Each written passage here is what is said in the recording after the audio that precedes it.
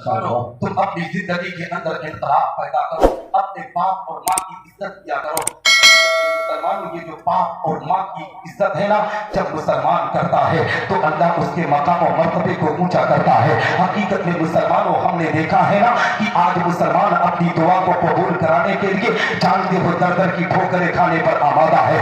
अगर किसी कुस्मा की जमीन पर कोई बाबा जी आ जाए ना तो दुआ कराने के लिए लाइन लग जाया करती है। पीर साहब या मौलाना साहब आ जाए ना तो दुआ कराने की लाइन लग जाती है। और किसी कुस्मा से हटकर अगर टूटी बारी में पता चल जाए कि इंडिया का नंबर 1 पीर आ रहा है तो एक मुसलमानों उस दिन इस्तकबाल में हम पर्दे बिछा देते हैं, वहां दुआ कराने की लाइन भी लगा देते हैं। फिर चाय की दुकानों पर बैठ कर कहते हैं फला पीर से दुआ कराया कबूल ना हुई, फला पीर से दुआ कराया कबूल ना हुई, फला बाबा जी से दुआ कराया कबूल ना हुई। मुसलमान, जब तेरी दुआ न कबूल हो तो तुझे अपने आप में सोचने की जरूरत नहीं है। अगर माँ दुनिया में बाहयात हो तो माँ के पास पहुंच जा और माँ के दुपट्टे को अपने सर पर रखकर मौला की बारगाह में हाथों को उठा दे, अपने माँ के दुपट्टे का वसीला लगा दे। रब तबारक व तआला तेरे माँ के दुपट्टे के सदके तेरी दुआ को कबूल करवा कर तुझ पर रहमतों की बरसात।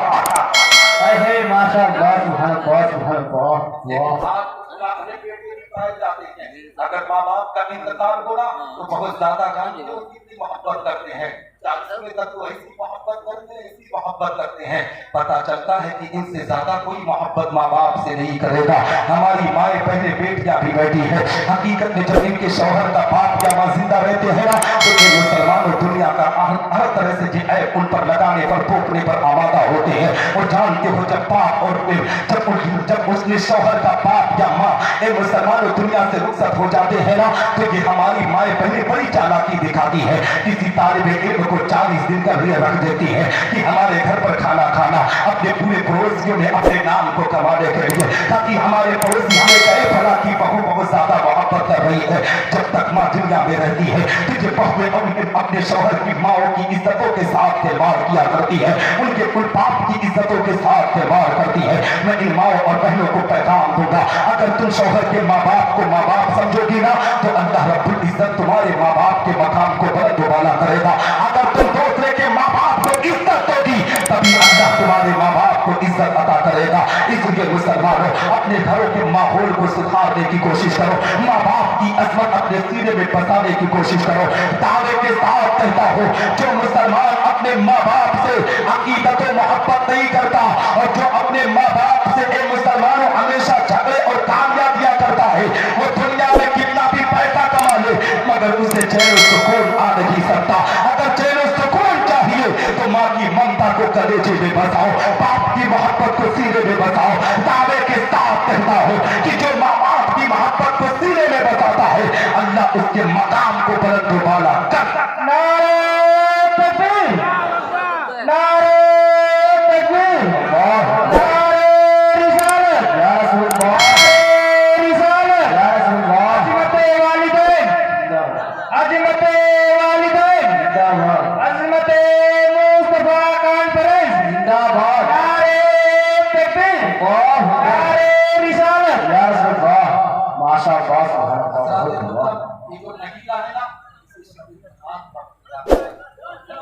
आने वाली ये जो मंगल है ना, मंगल हकीकत में हम और आप हजरत ओवैसे करनी के नाम से फातिहा दिलाएंगे। ये ओवैसे करनी का मकाम इतना बुलंद कैसे हो गया? पूरी दुनिया का मुसलमान ओवैसे करनी को याद कर रहा है, पूरी दुनिया का मुसलमान ओवैसे करनी से मोहब्बत कर रहा है, यहाँ तक कि अपने घर पर हलवा बनाकर ओवैसे करनी के नाम से फातिहा दिलाता है। ए मुसलमानों, जानते हो किस बुनियाद पर हजरत ओवैसे करनी ने अपने माँ की खिदमत गुजारी की थी, अपने माँ की अजमतों को सीने में बसाया था। अल्लाह ने उनके मकाम को पूरी दुनिया में ऊंचा कर दिया।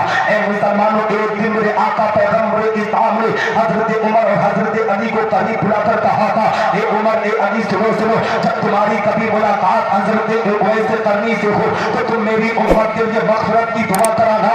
तो जानते हो मुसलमानों, हजरत उमर ने कहा था, या रसूल अल्लाह, ए मेरे आका, आपसे बेहतर उम्मत के लिए दुआ किसकी हो सकती है? तो नबी ने इरशाद फरमाया था, उमर, तुम्हें पता नहीं है, तुम्हें खबर नहीं है, वैसे करनी अपने माँ की ऐसी खिदमत करता है कि अल्लाह की बारगाह में इतना मकबूल है कि वैसे करनी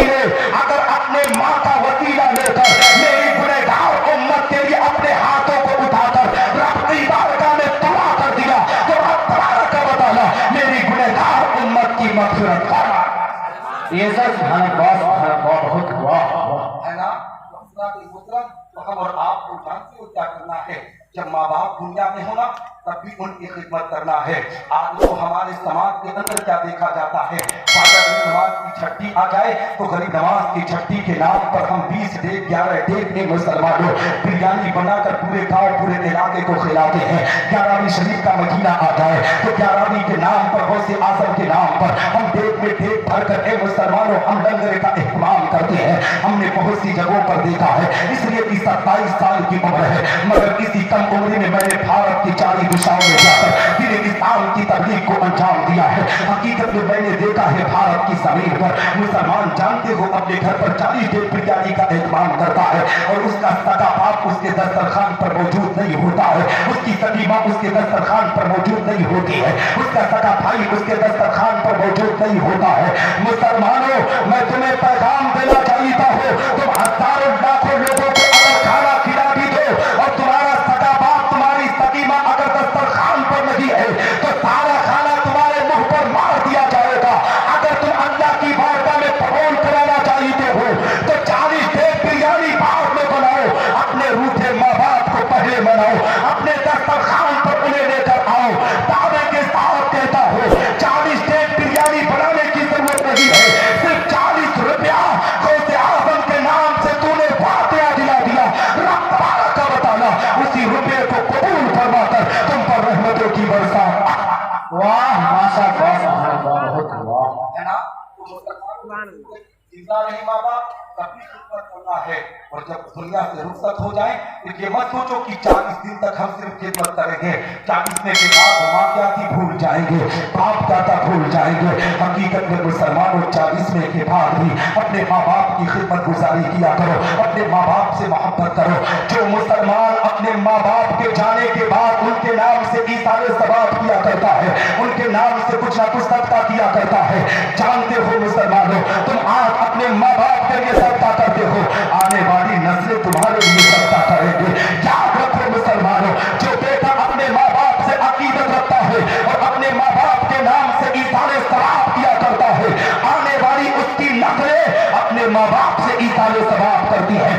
انشاءاللہ رب العزت جب تم اپنے ماں باپ کی خدمت گزاری کرو گے, ان کے نام پر صدقہ تو خیرات کرتے رہو گے, تو رب تبارک و تعالی تمہارے ماں باپ کو بھی جنت دے گا, اور ان صدقہ کرنے کے صدقے میں تم سب کو بھی جنت میں اعلیٰ مقام. بے شک